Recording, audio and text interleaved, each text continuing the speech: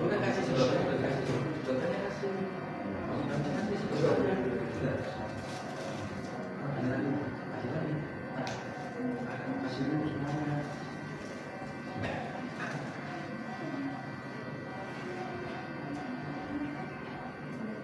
Kasih dulu semuanya. Saya kalau begini.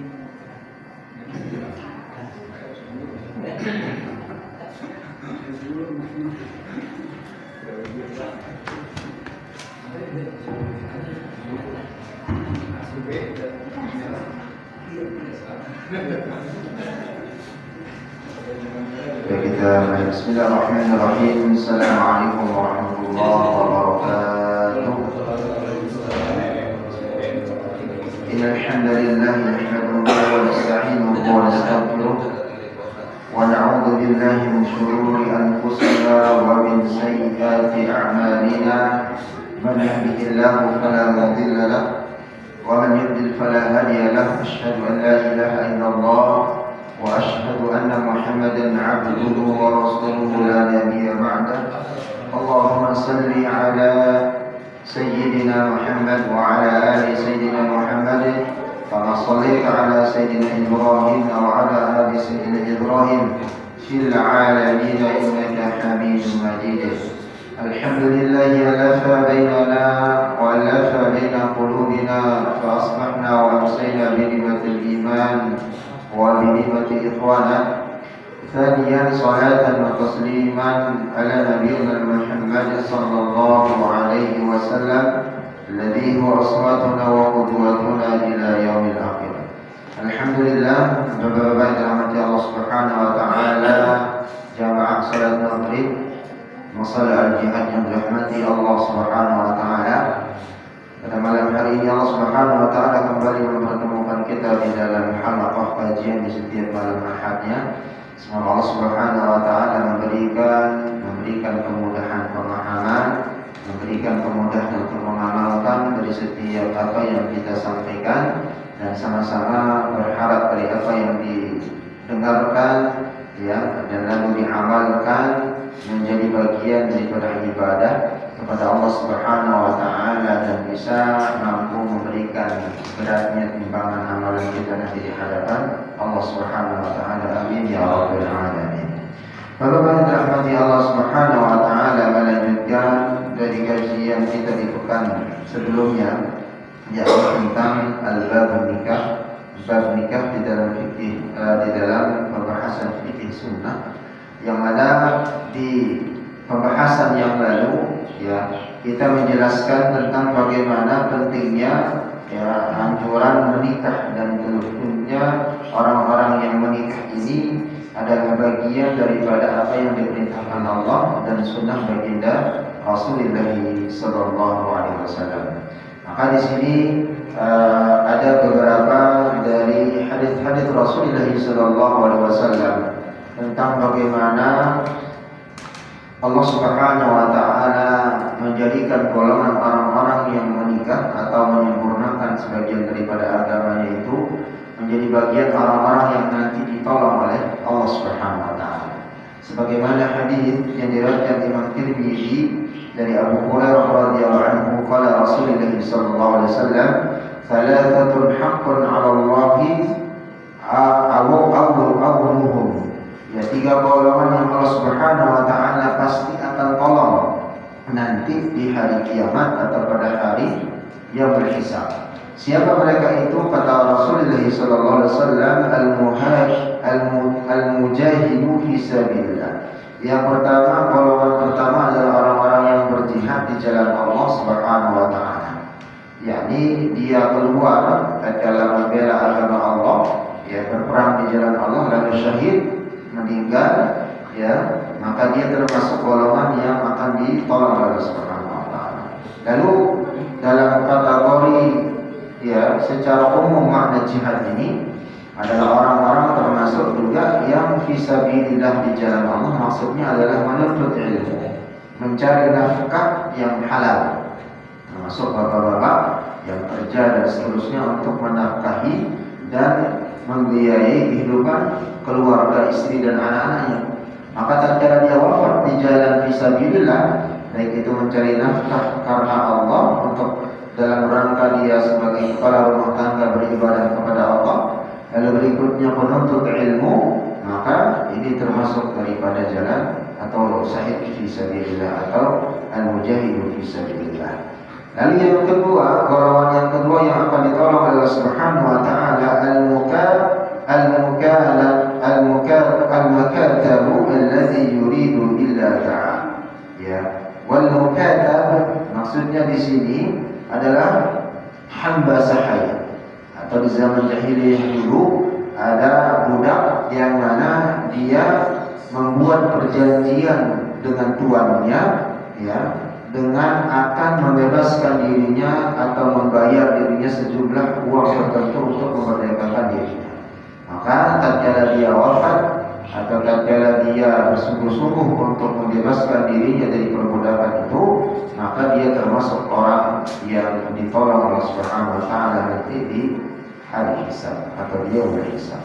Lalu yang ketiga, wan nakihul ladzi yuridul afaf. Yakni golongan ketiga ini adalah orang yang menikah karena ingin menjaga kesucian dirinya atau ingin menjaga dirinya dari perbuatan yang zalim, perbuatan yang nista, perbuatan zina dan seterusnya. Maka orang yang bertekad untuk membebaskan dirinya atau menghindarkan dirinya dari perbuatan zalim, perbuatan dari hal menjerumuskan kepada perbuatan zina dengan dia menikah, maka dia termasuk golongan yang ditolong oleh Allah Subhanahu wa taala pada hari kiamat. Lalu jemaah Subhanahu wa taala, kemarin juga kita membahas bagaimana ciri-ciri seorang istri yang salihah dan apa dampaknya terhadap suami. Salah satu hadis yang sangat masyhur tatkala yang sering dibacakan oleh khutbah nikah tatkala prosesi akad nikah ijab qabul, yakni hadis yang mana disampaikan oleh riwayat Imam Muslim dari Abdullah bin Amr bin As. Qala Rasulullah sallallahu alaihi wasallam, ad-dunya mata'. Ya, dunia itu adalah kesenangan. Hanya sendal gurau, tempat senang-senang, ya, senang-senang saja. Wa khairul mata'iha, dan sebaik-baiknya kata Rasulullah sallallahu alaihi wasallam kesenangan di dunia itu adalah al-mar'atus salihah, istri yang saleh. Tatkala disuruh, tatkala dipandang, ya, tatkala dia diperintahkan suaminya dia patuh, ya, tatkala suaminya tidak ada di rumah atau meninggalkannya dengan sebab karena tugas dan seterusnya, dia menjaga diri dan kehormatan dan hartanya, itu adalah wanita atau seorang istri yang saleh. Maka ini adalah sebaik-baiknya perhiasan kata Rasulullah SAW. Begitu juga kita kemarin menjelaskan tentang bagaimana Rasulullah SAW dalam hadis di Imam At-Tabrani meriwayatkan hadis Rasulullah SAW dari Ibnu Abbas, ya, arba'un man u'tiyahunna u'tiya khairat dunya wal akhirah. Ada 4 perkara yang dimiliki oleh seorang, maka dia akan meraih kebaikan di dunia dan kebaikan di akhirat. 4 perkara. Apa itu? Qalban syakiran, kata Rasul. Pertama, orang yang beruntung di dunia dan akhirat adalah orang yang memiliki qalban syakiran, hati yang senantiasa bersyukur, wa lisanan dzakiran, dan lidah yang senantiasa mengucapkan, berzikir, mengingat Allah. Ya, bukan zikirnya maksudnya adalah hanya subhanallah, alhamdulillah, wa la ilaha illallah, maksudnya tidak. Tapi dia berzikir juga dengan tilawah Quran, berzikir juga tatkala dia akan melakukan suatu perkara yang dilarang Allah, ya, atau menyimpang misalnya dari perusahaan dan kerjaannya, tapi dia ingat Allah, bahwa Allah Maha melihat, malaikat ada yang mengawasi, maka itu bagian daripada zikirnya kepada Allah. Maka dia termasuk orang yang beruntung baik itu di dunia dan akhirat, karena sahabatnya tidak jadi melakukan perbuatan kesalahan itu karena dia meyakini Allah Maha Basar, Maha melihat perbuatannya. Lalu yang berikutnya, yang ketiga, wa badan 'alal bala'i sabiran. Ya. Yang ketiga ini adalah dia senantiasa ya atau tumbuh dengan kesabaran menerima musibah yang ditimpakan kepada dirinya atau keluarga. Lalu yang keempat, wa zaujatan la tadrihi qawlan fi nafsiha wa la mali. Nah, ini yang luar biasa Allah Subhanahu wa taala. Ya. Orang yang ketiga ini adalah orang yang beruntung baik itu di dunia dan akhirat. Siapa dia? Yakni seorang laki-laki yang memiliki istri yang tidak ingin berkhianat kepada suaminya. Sedikit pun terbersit tidak ingin berkhianat kepada suami, baik dalam dirinya sendiri maupun dalam harta suami. Maka itu termasuk orang yang akan diberikan keberuntungan oleh Allah Subhanahu wa taala di dunia dan di akhirat. Kita melanjutkan kajian kita di malam hari ini, Bapak-bapak yang dirahmati Allah Subhanahu wa taala, dari bab yang sama, yakni ketika para sahabat yang mendatangi daripada istri-istri baginda Rasulullah sallallahu alaihi wasallam. Ini hadis sahih dari dikeluarkan oleh Bukhari dan Muslim dalam riwayat jalurnya Anas, sahabat yang mulia Anas radhiyallahu anhu, ya, suatu ketika 3 orang mendatangi rumah daripada sahabat. 3 orang ini adalah golongan sahabat, ya, yang mendatangi istri baginda Rasulullah sallallahu alaihi wasallam untuk bertanya. Apa yang ditanyakan tentang apa ibadah yang dilakukan Rasulullah sallallahu alaihi wasallam di malam hari, siang hari, di pagi hari. Ya.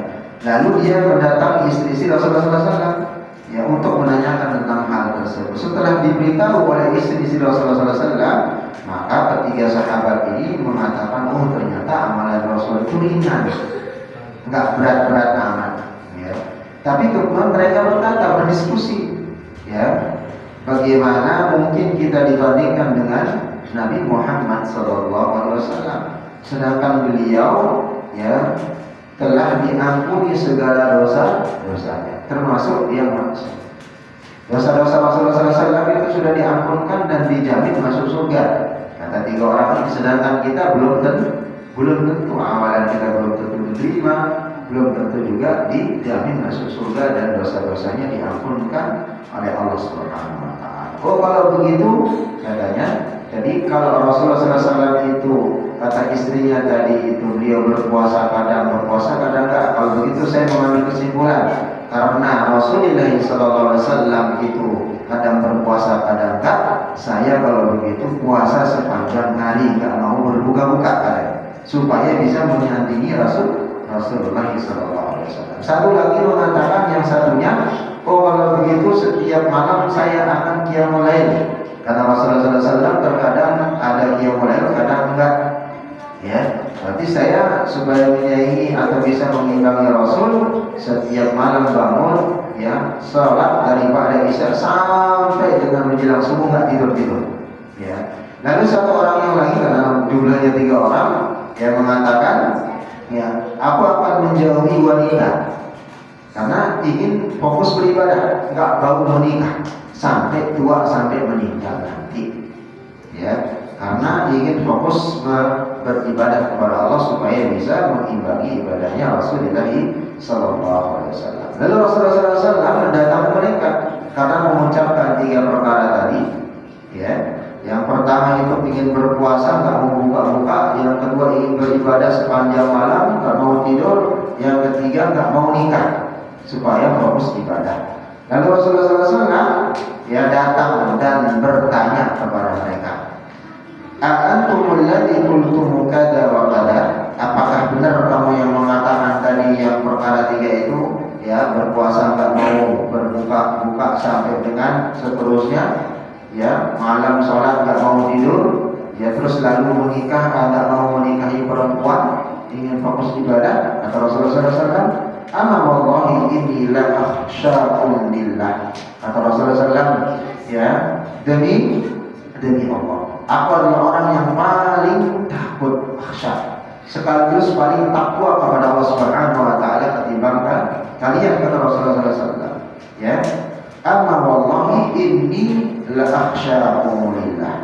Demi Allah, aku adalah orang yang paling takut bertakwa kepada Allah Subhanahu wa taala daripada kalian.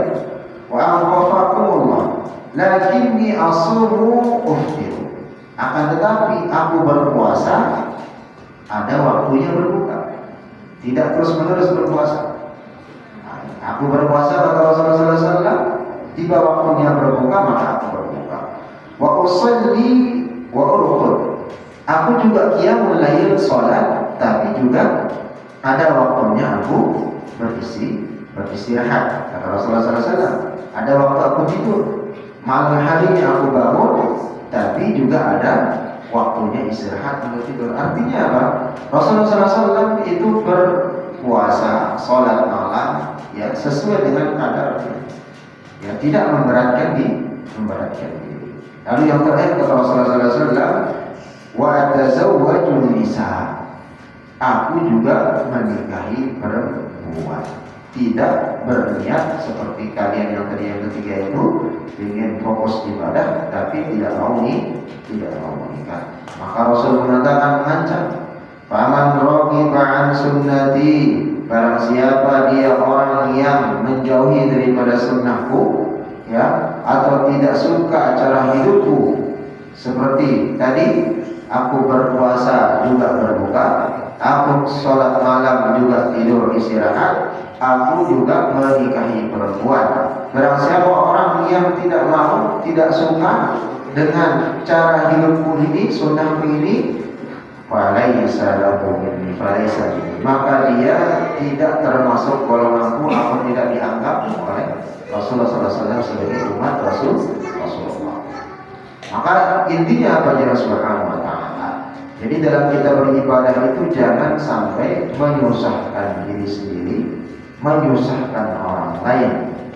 Ya, maka di dalam qaul yang yang umum dikatakan bahwa di dalam Al-Quran, wattaqullaha mastata'tum, kata Allah. Maka bertakwalah kalian kepada Allah dalam hal beribadah, bermuamalah kepada Allah, mastata'tum, sesuai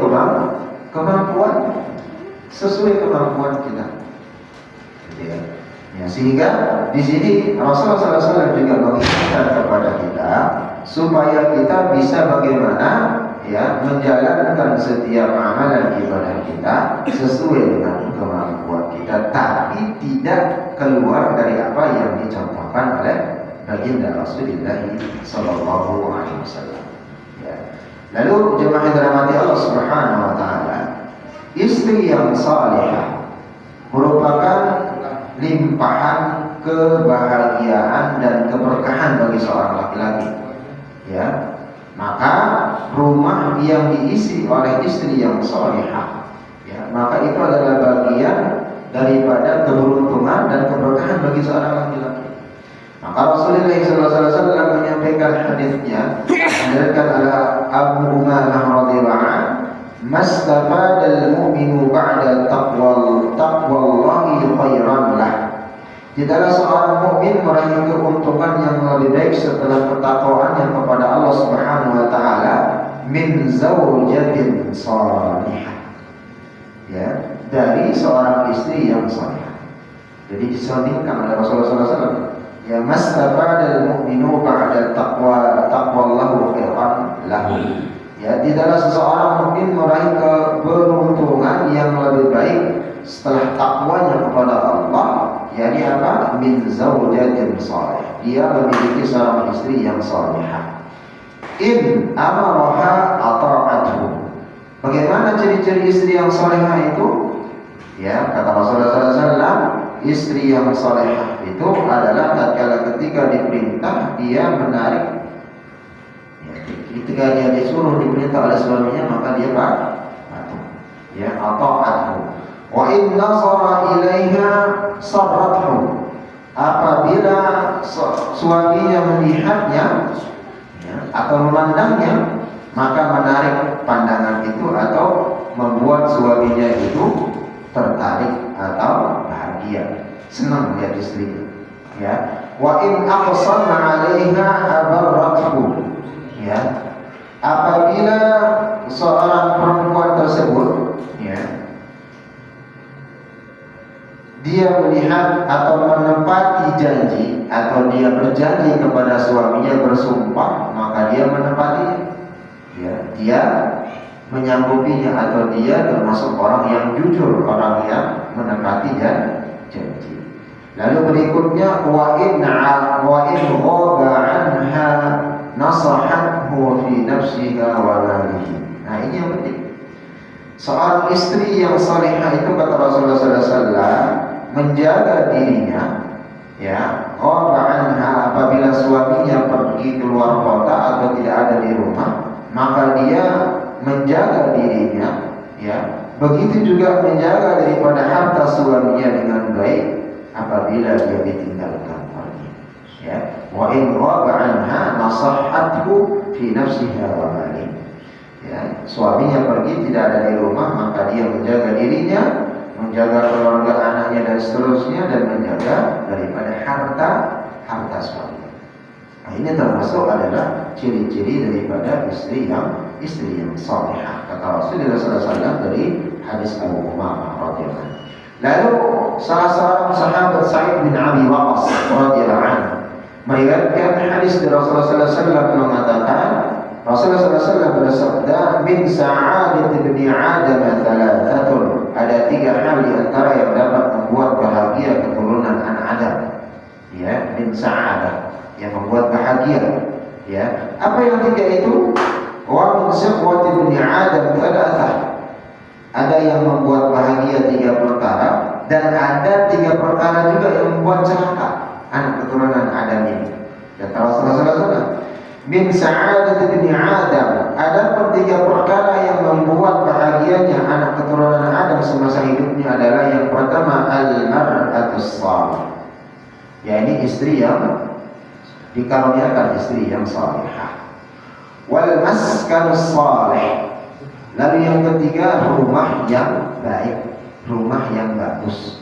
Di dalamnya ada istri yang salihah, anak yang saleh dan salihah, senantiasa dididikan salat di dalamnya, dibacakan Al-Quran, tidak pernah didengarkan perkataan membentak, teriak, kotor, dan yang lainnya. Ya. Maka itu adalah bagian daripada as-sa'adah, kebahagiaan anak-anak. Lalu yang ketiga, al-markabus salih, yakni kendaraan yang baik, yang bagus, yang memampuni, yang bisa digunakan untuk bisa mencari nafkah dan yang lainnya. Wa min sifwati ibni Adam, ada pun 3 perkara yang membuat anak Adam sengsara di dunia itu apa? Pertama, al-mar'atus su', istri yang senantiasa ngajak berantem, istri yang senantiasa tidak patuh kepada suami, istri yang senantiasa membangkang kepada suami, tidak mau patuh, ya, menjaga harta, mendidik anak dengan baik.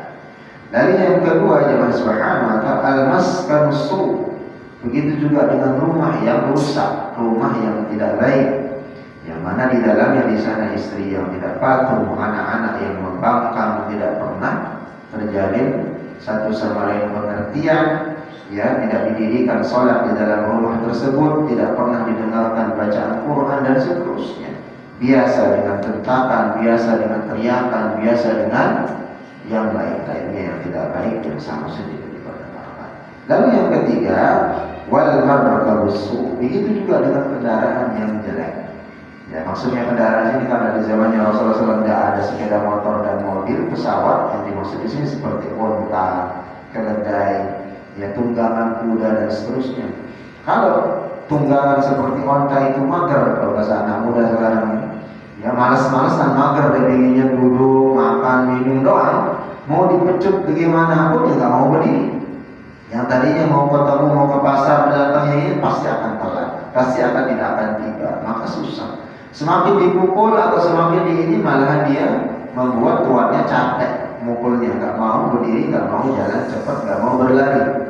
Ya, lalu berikutnya pinginnya cepat datang, ternyata malah mendapatkan dampak dan lain. Maka itu adalah dampak daripada kendaraan. Maka 3 perkara, mar'atus salih, ya, atau mar'atus su', istri yang baik atau istri yang tidak baik. Lalu berikutnya al-maskanu salih atau al-maskan su, rumah yang baik ataupun rumah pilihannya yang jelek. Lalu al-markabul salih wal markabus su, yakni kendaraan yang mumpuni yang bisa digunakan untuk ibadah, perkara dan seterusnya yang bagus yang bisa dimanfaatkan dengan sebaik mungkin, atau kendaraan yang jelek. Ya, mungkin sekarang kalau kita nisbatkan kepada dulu misalnya onta dengan kuda, kalau sekarang kendaraan kita adalah mobil dan yang lainnya, maka kendaraan as-salih itu maksudnya kendaraan yang bisa dimanfaatkan untuk mencari nafkah dalam rangka beribadah kepada Allah. Lalu yang su itu bagaimana ya? Kendaraan yang dipergunakan untuk melaksanakan kemaksiatan, merancang dan seterusnya, satu hal-hal yang dilarang oleh Allah Subhanahu wa taala. Maka ini menjadi bagian daripada dua perkara, thalathatun, tiga perkara ya, min saqawah wa thalathatun min sa'adah. Ya, tiga perkara yang membuat kebahagiaan di dunia dan tiga perkara yang membuat kecelakaan di dunia. Maka jangan subhanahu wa ta'ala kembali tentang nikah ini adalah ibadah yang berfungsi menyempurnakan daripada separuh keimanan keagamaan kita kepada Allah Subhanahu wa ta'ala. Maka melakukannya membuat menghadap Allah dan keadaan suci dan bersih. Maka niatnya itu adalah dalam rangka beribadah kepada Allah Subhanahu wa ta'ala. Maka salah seorang sahabat yang mulia Anas radhiyallahu anhu yang menyatakan bahwa Rasulullah SAW pernah bersabda, "Man razaqahu Allahu imra'atan salih." Barang siapa yang memberikan karunia Allah Subhanahu, yang diberikan karunia oleh Allah Subhanahu wa taala seorang istri yang salihah, faqad 'anahu 'ala syatri dini, maka berarti Allah telah menolongnya pada separuh agamanya. Ya. Jadi kalau kita menelisik hadis ini, kalau kita dikaruniakan seorang istri yang saleh, maka kita ditolong setengah agama kita. Bagaimana maksudnya di sini? Ya, kalau istri kita saleh, paling tidak ada yang mengingatkan kita minimal sholat. Bang, sudah lewat waktunya sholat dulu. Bang, sudah waktunya sholat zuhur, sudah azan, iqamah. Ayo buru-buru ke masjid sholat. Tapi na'udzubillah kalau istri kita nggak saleh, kita memagar tidur, merem, nggak bakalan, nggak ingat, dia juga nggak sholat. Atau mungkin dia mengakhir-akhirkan waktu. Ya gimana kita mau diingatkan sholat? Kalau dia saja nggak mementingkan sholat. Na'udzubillah. Maka ini yang dimaksud dalam hadis. Maka tatkala orang yang diberikan istri yang saleh oleh Allah SWT, maka dia sudah dibantu setengah agamanya oleh Allah Subhanahu wa taala. Min nisbi dini. Ya, maka da'anahu 'ala syatri dini. Kata syatri dini. Maka telah Allah Subhanahu wa taala telah menolongnya pada separuh agamanya. Kenapa? Falyattaqillaha fi syatri tsani. Maka karena itu kata Allah Subhanahu wa taala, karena sudah ada istri yang salehah bisa mengingatkan sholat, mengingatkan tilawah, mengingatkan untuk tidak melakukan kemaksiatan atau misalnya mengkorupsi uang perusahaan, ya. Jadi kalau istri yang saleh itu pasti akan memberikan solusi, memberikan kita jalan keluar. Tapi kalau istri na'udzubillah yang su', yang tidak taat kepada Allah, maka dia yang justru yang bising-bisingin kita untuk nilap uang perusahaan, untuk bisa mencari jalan yang tidak baik untuk mendapatkan, karena kebutuhannya dia juga. Walhamdulillah. Maka Rasulullah SAW mengatakan, ya, falyattaqillaha fi syitri, maka bertakwalah kalian, yaitu hendaklah dia takut kepada Allah dalam separuh lainnya, karena separuhnya sudah disempurnakan oleh istri yang salihah. Maka separuhnya lagi kata Rasulullah SAW, bertakwalah, takutlah kepada Allah dengan separuh yang lainnya itu. Maka dalam hadisnya Rasulullah SAW menyampaikan, man arada ayyalqallahu tahiran mutahhiran. Ya, man arada ayyalqallahu tahiran. Siapa yang ingin menghadap Allah dengan keadaan suci, ya, mutahhiran, dengan disucikan. Ya, ketika dia meninggal dalam kondisi menghadap Allah suci dan disucikan, falyatazawwajul harair, maka hendaklah dia menikah dengan wanita-wanita yang merdeka atau wanita-wanita yang saleh, ya, yang yang sudah memiliki tidak memiliki daripada keluarga. Makanya Ibnu Mas'ud salah seorang sahabat yang dekat dengan Rasulullah SAW berkata, ya, beliau pernah mengatakan, jika umurku hanya tersisa 10 hari lagi dan aku tahu dengan pasti akan mati pada hari ke-10, kata Ibnu Mas'ud, sedangkan aku masih memiliki hasrat dan kesanggupan untuk menikahi wanita, maka niscaya aku akan menikah karena takut fitnah. Itu kata Ibnu Mas'ud, seorang sahabat Rasulullah SAW yang terkenal dengan ketakwaannya. Maka jemaah yang Allah Subhanahu wa taala, di dalam kita berkeluarga, menjadi seorang suami, menjadi seorang bapak, ya begitu juga menanti menasihati istri kita, maka pentingnya Al-Quran itu juga menjadi bagian hal yang hadir di dalam keluarga. Ya, makanya tadi dalam hadis Rasulullah SAW mengatakan ada sa'adah, ada asyaqawah, thalathatu sa'adah wa thalathatu syaqawah. 3 perkara yang menjerumuskan anak Adam dalam keluarganya, atau 3 perkara yang memang menjadikan bagian daripada anak Adam itu bisa bahagia di dunia. Kebahagiaan itu ada dalam 3 perkara ini. Pertama, al-mar'atus shalih, istri yang saleh tadi kan, ya, kendaraan yang baik, rumah yang bagus, di dalam rumah itu ada kebaikan, tidak ada bentak, teriak, kata-kata kotor ini dan seterusnya, istri yang patuh kepada suaminya, suami yang sayang kepada istri dan anaknya dan seterusnya. Lalu asyaqawah adalah sesuatu yang memang membuat sengsara. Baik sengsara bagi seorang suami, sengsara juga bagi anak dan istri. Satu sisinya maksudnya bagaimana? Seorang suami memerintahkan istrinya ternyata membangkang. Tatkala suami ingin melihat istrinya itu taat, bisa beribadah dengan baik, ternyata dia juga melalaikan ibadah. Ya, tatkala dia akan keluar tidak pernah izin, pulang pun tidak ada kabar. Anak pun begitu melihat. Maka ini menjadi kesengsaraan, menjadi sesuatu asyaqawah.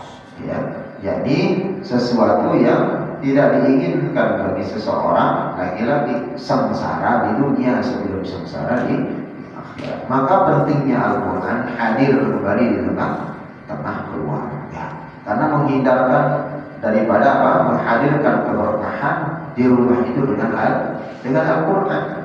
Ya, maka rumah yang di dalamnya senantiasa dibacakan Al-Quran, didirikan sholat di dalamnya, ya, maka istri pun akan merasa nyaman dan dia juga akan tidak bisa tidak paling tidak ada rasa malu, ya, terhadap dirinya, dan begitu juga dengan suami yang melakukan ibadah. Maka banyak kebaikan yang dimasukkan, banyak kebaikan-kebaikan di dalam rumah yang dibacakan. Salah satunya adalah apa? Malaikat itu gampang masuk, malaikat rahmat. Ya, bacaan begitu juga rumah yang khususnya dibacakan surat Al-Baqarah itu bisa mengusir daripada syaitan, bisa mengusir daripada gangguan. Sebagaimana Rasulullah SAW di dalam Rasulullah SAW menyebutkan, ya, di dalam hadis, ya, wadhkurna ma yutla fi buyutikunna min ayatillah. Mohon maaf, di dalam Al-Quran dalam surat Al-Ahzab, ya, yang pertama sebelum hadis Rasulullah SAW, ya, di ayat yang ke-34, wadhkurna ma yutla fi buyutikunna min ayatillah wal hikmati innallaha kana latifan khabira. Allah mengatakan, ingatlah kepada Allah, wadhkurna ma yutla fi buyutikum, apa yang dibacakan di dalam rumahmu, yakni ayat-ayat Allah, ini Al-Quran, dan hikmah min ayatil wal hikmah. Ya, hikmah maksudnya di sini apa? Menerapkan sunnah baginda Rasulullah SAW. Contohnya misalnya yang ringan, tatkala kita bersisir, bercermin, doa, Allahumma ahsanta ahsanul. Tatkala masuk kamar mandi, dahulukan kaki kiri, lalu berdoa, keluar kaki kanan. Ya, nggak boleh berzikir, nggak boleh mengucapkan apa namanya berdoa dengan zikir dan Quran di dalam kamar. Maka itu adalah sunnah.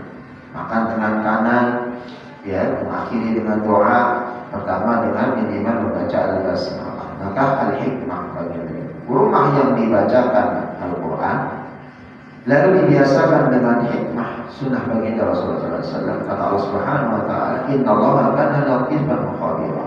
Sesungguhnya Allah Maha lembut bagaimana Maha teliti.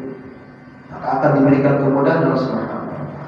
Sehingga surat Al-Ahzab ayat 34 ini, ya, salah satu dasar kesimpulan bahwa keberkahan Al-Quran itu bisa diperoleh oleh keluarga seseorang muslim asalkan mereka senantiasa dekat dengan Al-Quran, terutama dengan menghayati atau merenungkan apa yang dia baca daripada Al-Quran itu. Dalam kitab Sahih Muslim diriwayatkan dari sahabat yang mulia Abu Hurairah radhiyallahu anhu, Rasulullah SAW mengatakan, la taj'alu buyutakum maqabira. Jangan sekali-kali kalian jadikan rumah kalian seperti maqabir, kuburan, lengang, sepi, nggak ada lampu, ya, nggak ada suara, nggak ada penghuninya, karena di sana sudah mayat, jasad-jasad yang sudah dikubur, nggak ada orang. Ya, kalau di kampung kira-kira digratiskan bangun rumah di atas kuburan, nggak ada yang mau. Ya, apalagi disuruh beli tanah kuburan semeter 100.000. Kalau di Mustika Jaya ini udah berapa? 5 juta, 7 juta 1 meter gitu kan. Tapi di atas kuburan disuruh 100.000 nggak bakalan ada yang mau gitu. Rasulullah mengatakan, "Data jangan buyutakum maqabir."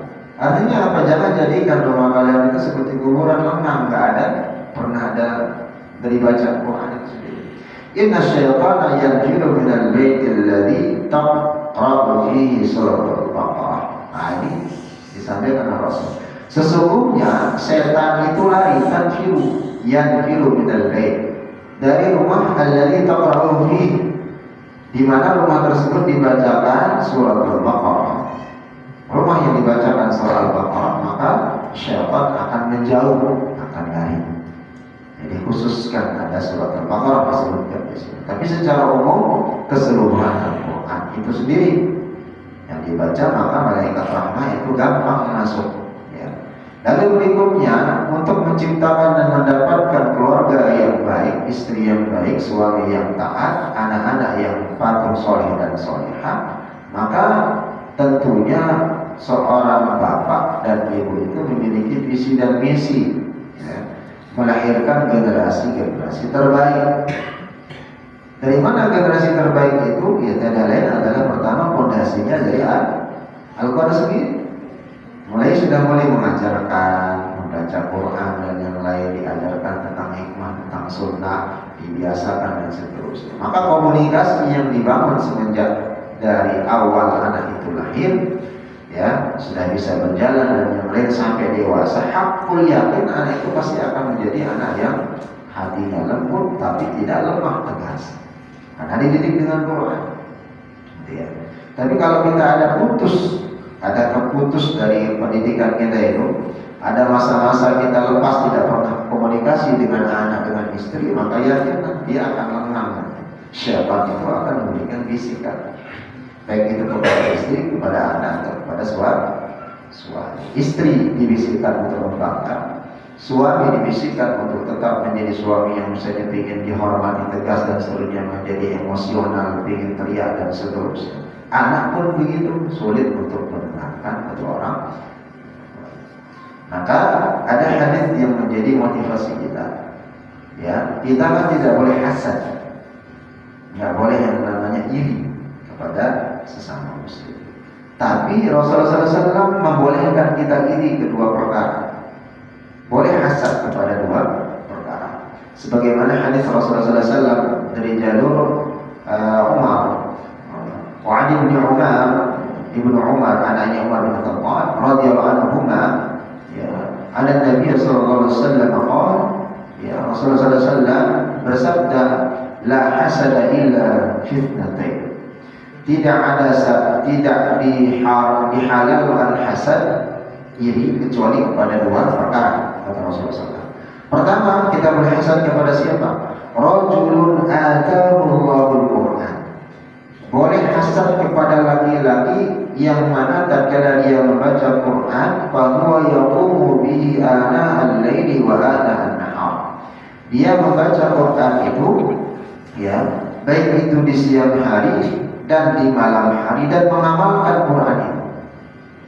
Ya, dia membaca Quran dengan baik dan benar, rajin membaca Quran di siang hari, di malam hari, dan mengamalkan apa isi Quran. Nah, kalau kita mau iri, ya Allah, aku iri dengan orang ini, semoga aku bisa mengikutinya atau bisa, ya, mencontohi apa yang dia lakukan. Maka itu boleh, ya. Atau saya ingin melampaui dia, ya Allah, karenamu, ya, baik dari bacaan Qurannya, hafalannya, dan dari pengamalan, maka itu boleh. Lalu yang kedua, kata Rasulullah SAW, boleh kita iri atau hasad kepada siapa? Warajulun atahu Allahu malan, yakni seorang laki-laki yang diberikan harta melimpah, ya, fahuwa ana al-laili wa ana an-nahar, wa fahuwa ana al-laili wa ana an-nahar. Ya. Maaf, saya ulang sekali. Wa rajulun atahu Allahu malan fahuwa yunfiquhu ana al-laili wa ana an-nahar. Dia diberikan harta melimpah oleh Subhanahu wa taala dan yunfiq, menginfakkan hartanya baik itu di malam hari ataupun di siang hari di jalan Allah. Maka boleh kita iri dengan orang tersebut dengan mengatakan, ya Allah, berikan aku kekayaan seperti si fulan supaya aku bisa menginfakkan hartaku membantu orang-orang yang tidak mampu. Boleh. Maka ada 3 hasad yang diharamkan kalau kita melihat hal ini, ya. 3 macam hasad yang diharamkan atau yang tidak boleh. Pertama, hukumnya haram tatkala dia menginginkan nikmat yang diberikan kepada saudara muslimnya supaya dihilangkan atau dihancurkan atau dibangkrutkan, maka haram, nggak boleh. Apalagi kita mendoakan saudara kita muslim yang diberikan kelebihan harta dan dia orang yang termasuk orang yang beramal, ya, maka haram hukumnya, ya, supaya misalnya dia hilang atau dia bangkrut dan yang lainnya. Tak boleh kita berhasad seperti itu. Lalu yang kedua, mubah. Hasadnya seperti apa yang mubah? Yakni dibolehkan, yaitu menginginkan kebaikan dunia yang ada pada orang lain dengan ingin semisalnya. Kebaikan dunia, sifatnya dunia. Contohnya misalnya ada tetangga beli mobil baru, ya Allah, saya ingin memiliki mobil seperti tetangga saya yang beli baru, yang keluaran terbaru kemarin. Ya, masa saya tak bisa mendapatkannya, ya Allah, dengan kerja keras? Boleh seperti itu. Yang tidak boleh tadi itu adalah mendoakan supaya hancur, supaya diambil, supaya enggak lagi ini dan seterusnya. Pokoknya jelek-jelek, maka itu haram. Tapi kalau ingin punya dan itu memiliki kemampuan dengan usaha kita sendiri, tanpa menjelekkan, tanpa doa yang tidak baik kepada saudara kita seorang muslim, maka itu mubah. Lalu yang berikutnya, hukum yang ketiga, mahmud, yang terpuji. Bagaimana hasad yang terpuji? Yaitu menginginkan kebaikan agama yang ada pada orang lain dan ingin semisalnya. Seperti misalnya kita malas melakukan sholat jamaah, lihat saudara kita kok enteng banget dia jalan azan sebelum azan dan duluan baru iqamah. Maka kita berniat misalnya hasad diri supaya bisa seperti dia, maka itu adalah termasuk hasad yang makhluk, yang terpuji. Ya. Maka ini yang Subhanahu wa taala tentunya. Maka Imam An-Nawawi berkata tentang hasad ini sendiri dikaitannya dengan di dalam Al-Quran. Karena hasad terhadap suami, istri, anak juga ada. Terkadang kita iri. Ya, tatkala kita sudah berkeluarga, punya anak, punya istri, ya, punya suami, tetangga juga ada. Terkadang hasad ini senantiasa menghantui, dibisik-bisiki, dibubu-bubui oleh syaitan. Ya, maka di sini perlu kita mana hasad yang haram, mana yang mubah, mana yang terpuji, itu perlu kita. Maka Imam An-Nawawi mengatakan bahwa hasad yang pertama itu haram dengan ijma'. Yang hasad tadi tatkala mendoakan ingin menghilangkan kenikmatan saudara sesama muslimnya, apalagi orangnya orang yang dermawan, tidak boleh sama sekali. Maka Pak Imam Nawawi mengatakan dalam mazhab Syafi'i itu mutlak semua para ulama mengatakan hukumnya haram. Toat. Hasannya dirinya. Maka sebagian ulama berkata jika Allah memberikan nikmat pada saudaramu, sebagian ulama mengatakan lantas engkau benci, gak suka dengan kenikmatan yang diberikan Allah Subhanahu wa Ta'ala. Tetangganya, kayak misalnya rumahnya dia perbaiki, diganti semua perabotnya, dibeli mobil yang baru, misalnya motor yang baru, anaknya ini disekolahkan yang termahal dan segala macam, benci. Maka engkau malah suka nikmat tersebut hilang, itu jelas haram. Ya, padahal kita ikut bahagia harus. Tapi kalau kita benci, gak suka, supaya ingin hilang, maka itu jelas haram. Hal ini berbeda dengan jika nikmat tersebut diperoleh oleh orang kafir atau fajir atau ahli maksiat atau yang membuat kerusakan tersebut, maka itu boleh apa? Kalau misalnya yang dimiliki orang yang berbuat fasik, fajir, senantiasa berbuat untuk kemaksiatan dan kerusakan, lalu kita iri, hasad supaya dihilangkan oleh Allah, maka itu tidak apa. Maka ada hal yang menjadi bagian daripada seseorang, ya, tugas sebagai pada seorang laki-laki, seorang suami, yakni semaksimal mungkin bisa melindungi dirinya, istrinya dan anak-anaknya dari adab api neraka Allah. Sebagaimana apa yang disampaikan Allah Subhanahu wa Ta'ala surat Tahrim ayat yang ke-6. Allah Subhanahu wa Ta'ala berfirman, "Ya ayyuhalladzina amanu qu anfusakum wa ahlikum nara." Wahai orang beriman, qu anfusakum, jagalah diri kalian, wa ahlikum, dan anak keturunan kalian, nara, dari api neraka, jilatan api neraka, masuk ke dalam neraka. Kenapa? Kata Allah menjelaskan, wa quduhan nas, tahuilah dalam neraka itu bahan bakarnya adalah manusia dari orang-orang yang membakar, wal hijarah, juga dari batu-batuan yang hitam legam. Di dalam real saja di dunia, ya, kalau kita tersesat di hutan, kalau mau bakar ikan misalnya atau ayam, nggak ketemu, takut dengan misalnya nanti bekas bakarannya itu ketahui oleh binatang buas, maka di atasnya ditaruh batu, bakar di bawahnya, batu itu tetap panas. Nah, dibakarlah atasnya tanpa menimbulkan api. Ya, batu panas dan panasnya itu awet. Maka di sini disebutkan waquduhan nas wal hijarah. Neraka itu bahan bakarnya manusia dan bebatuan. 'Alaiha malaikah. Di dalam neraka itu ada malaikat penjaganya. Gila, sifatnya gila, bengis, dia nggak pernah yang namanya senyum. Selalu mukanya itu pokoknya seperti bengis. Ya. Syidadun la ya'sun Allah. Ya. Bengis, tidak pernah yang namanya tersenyum dan seterusnya. La ya'sun Allah. Dia nggak pernah yang namanya membangkang perintah Allah. Ya. Ma amarahum, yang diperintahkan Allah. Wa yaf'aluna ma yu'marun, dan mereka malaikat itu yang dalam neraka melaksanakan apa yang diperintahkan Allah. Kalau dikatakan robek kepalanya atau ditancapkan kepalanya dari ujung kepala sampai kaki, maka dilaksanakan. Pisahkan antara tulang dengan kulit-kulitnya, maka dipisahkan.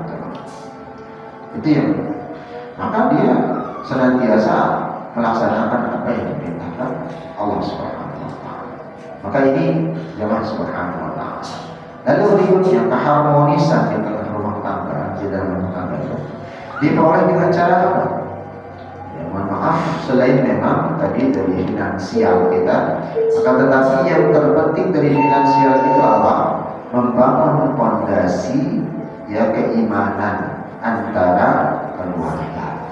Baik dari sisi seorang bapak pun begitu juga dengan seorang ibu.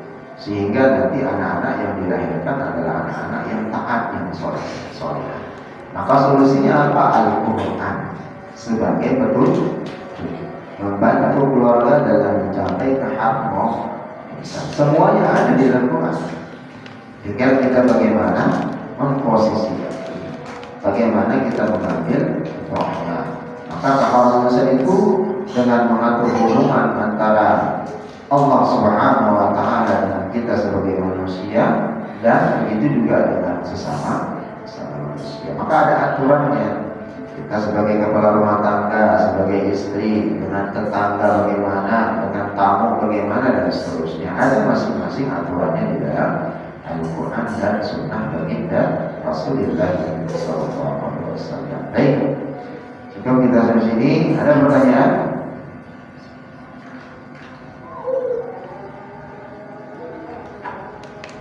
Ada? Alhamdulillah kalau tidak ada. Baik.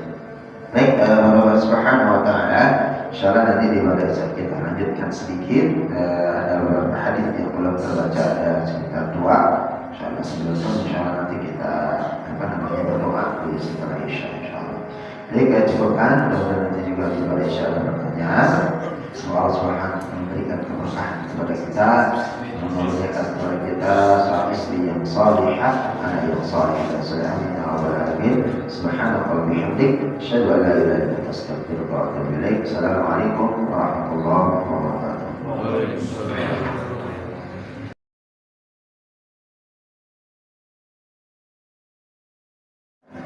Bismillahirrahmanirrahim. Assalamualaikum warahmatullahi wabarakatuh. Kita melanjutkan sedikit di kajian kita di malam hari ini dalam pernikahan, masih dalam konteks bagaimana Allah Subhanahu wa taala memberikan kenikmatan bagi orang-orang yang diberikan kenikmatan dari berupa istri yang salihah. Maka jemaah yang dirahmati Allah Subhanahu wa taala, tentunya dari setiap amalan yang kita lakukan, ya, baik menjadi seorang suami yang senantiasa berusaha, ya, menjadi suami yang bertanggung jawab terhadap istri dan keluarga atau anak-anaknya, mencari nafkah yang semaksimal mungkin halal dan bisa masuk di dalam jasad daripada keluarga kita adalah rezeki yang tentunya diridhai oleh Allah Subhanahu wa taala. Maka selanjutnya, sebagaimana yang kita sampaikan tadi, melanjutkan sedikit dari pembacaan beberapa hadis yang untuk sebagai takhtim atau penutup.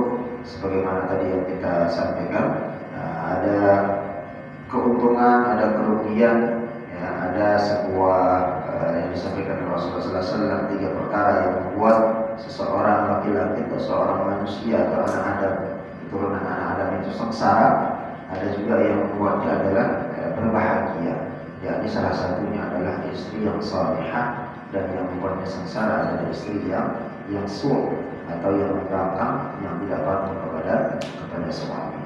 Lalu kehadiran atau keharmonisan di tengah rumah tangga itu, ya, siokianya dihidupkan dan dihiasi dengan Al-Quran. Baik itu hadir terhadap diri sendiri sebagai keluarga, di dalam tengah keluarga atau pribadi sendiri. Maka pentingnya Al-Quran itu hadir di dalam diri, dan pentingnya Al-Quran itu juga hadir di dalam tengah-tengah keluarga seseorang. Maka tadi kita sudah menyampaikan beberapa dalilnya. Maka Allah Subhanahu wa taala juga menyampaikan, inna hadzal Qur'ana yahdi lillati hiya aqwam wa yubashshirul mu'minina alladziina ya'maluna as-shalihaati anna lahum ajran kabira. Sesungguhnya kata Allah Subhanahu wa taala, Al-Qur'an ini memberi petunjuk kepada siapa? Kepada jalan yang lebih lurus, dan memberikan kabar gembira kepada orang-orang yang beriman, alladzii ya'maluna as-shalihaat. Orang beriman itu adalah orang yang mengerjakan amalan saleh. Anna lahum ajran kabira. Maka mereka akan diberikan ajran, balasan yang besar atau balasan yang banyak oleh Allah Subhanahu wa taala.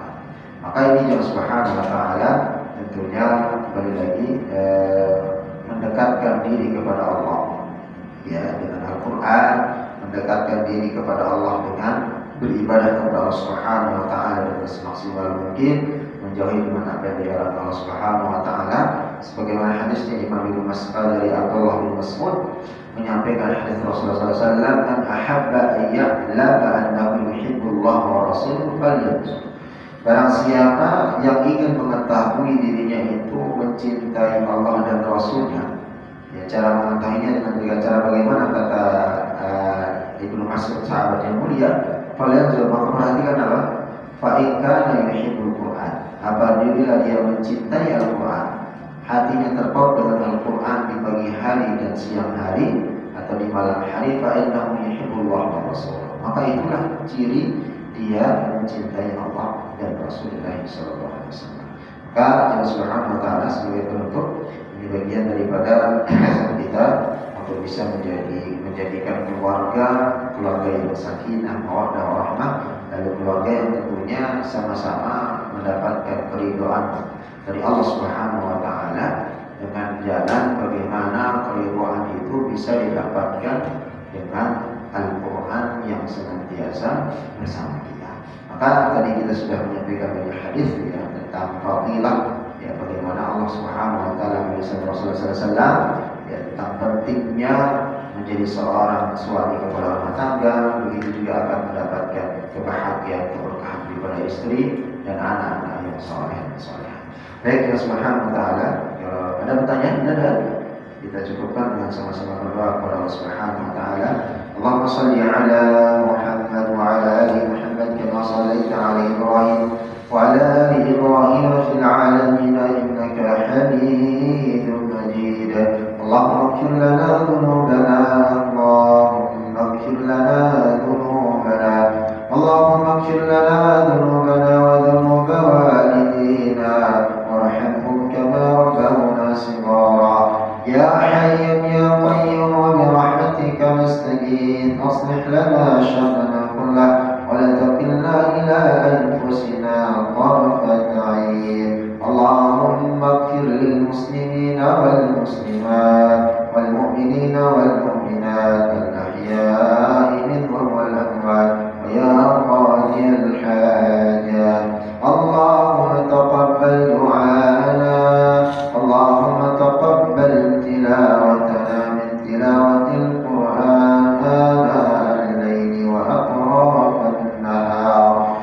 Ya mujibud du'a ajibud du'ana, Allahumma taqabbal li kulli a'malina min 'amalin salih. Allahumma taqabbal salatana wa siyamana wa qiyamana wa ruku'ana wa sujudana wa tadarru'ana ya dzal jalali wal ikram. Ya muqallibul qulub thabbit qulubana 'ala dinik, thabbit qulubana 'ala ta'atik. Allahumma ij'al lana wa ahlana min ahlil Qur'an. Allahumma ij'al lana wa awladana min ahlil Qur'an ya arhamar rahimin. Irhamna ya arhamar rahimin. Allahumma ij'alna min azwajina wa dhurriyyatina qurrata a'yun waj'alna lil muttaqina